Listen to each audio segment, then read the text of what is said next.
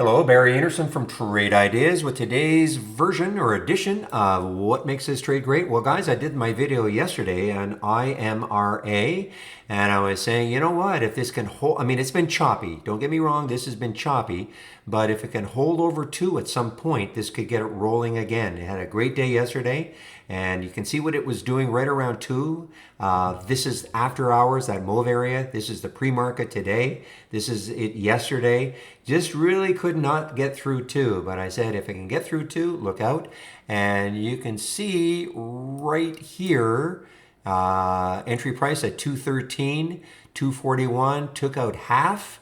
Okay, I actually had about 2,500, took out half in the simulator, and now we're just sort of riding the rest of it.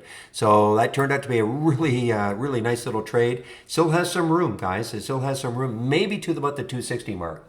All right, want to get back into the room, so I'm going to open the room tomorrow at 8 o'clock Eastern Time. Hope to see you then. Bye-bye.